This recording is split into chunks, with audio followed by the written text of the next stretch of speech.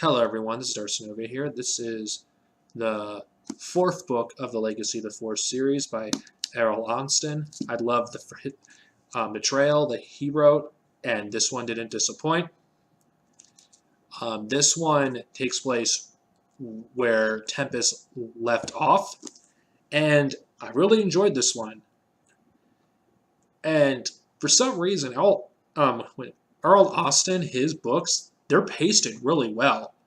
I mean, I think this is probably the second best book in the series because, unlike, you know, never mind, I'm not gonna talk about Bloodlines again. Tempest and Bloodlines were a little bit slow at times, but I still enjoyed the books regardless. This was perfect in terms of its pacing, in my opinion, and the way the central characters in this book are Jason, Ben, Han and Leia, Luke and Mora, and that's about it. Yes, Jaina and Zach and Jag play a role in this book, but the main characters are those. You know what? Ben has more page time in this book than many other books, which I'm happy about because you know what? I wanted to read more about Ben Skywalker because this kid, I'm starting to like him. He has the potential to be a really good character. And I think he's the way he acts is normal for a Star Wars standard for how a teenager would act in the galaxy. Big things that happen in this book. Jason's fall to the dark side is almost complete. Just one last thing he has to do and sacrifice someone he loves. Of course, that will happen in the next book that's unfortunately written by Karen Travis. Ugh. Anyway, other things that happen. Ben gets character development in this book because for the first time he starts to question, how he views Jason. Because at this point he looks up to Jason, he respects him. He's his mentor, and there's still some tension between Ben and his parents. And this again, Errol Austin does a great job of giving characters their fair share of page time. So it's not just one group getting more screen time than the other, because some authors have the tendency to favor like the solos. No offense to Troy Denning, but he has the tendency to focus more on on Leia and Han than he does on the Skywalkers. He did a pretty good job at balancing that out. A lot of stuff did happen, and it didn't feel slow. Unfortunately, due to Karen Travis's Bloodlines, I think this is the book Jason should have fell to the dark side, in my opinion, because I felt like dragging it to a fifth book was unnecessary.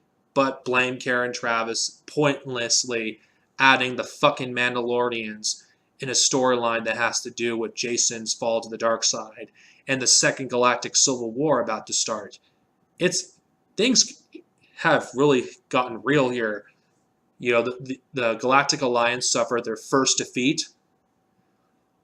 Jason made some stupid mistakes.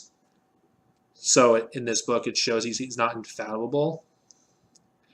And I really did enjoy the humor that Errol Austin added in this book. He's known for that in his books, which I enjoyed that. Even though Carl Katarn doesn't appear that much, it was cool to have him have a cameo.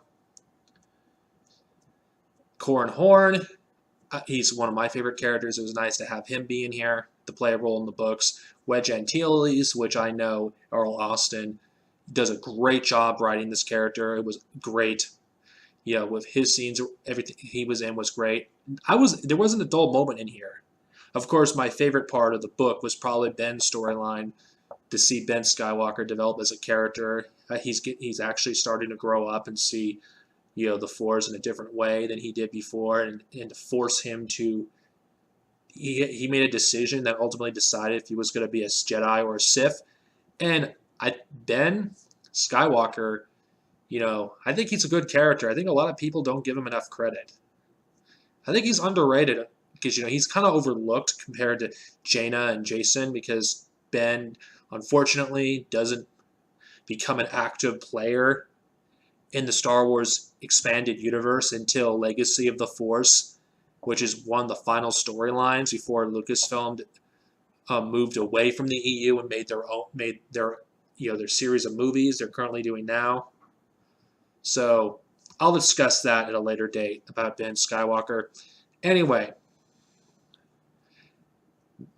this is a turning point for Jason's character because he leaves his parents, and he's becoming more and more detached. And seeing Jason's fall to the dark side, it is really hard because Jason's one of my favorite characters. I don't know whether to root for him at this point or to hate him because he's doing some questionable things that's making it harder and harder to find who you can root for. I think this is what makes this series so good. I think some people may not like it because of the dark tone, but I think the fact that it's difficult to choose who you root for because Jason does have a point. The galaxy is about to erupt into chaos, and it needs order.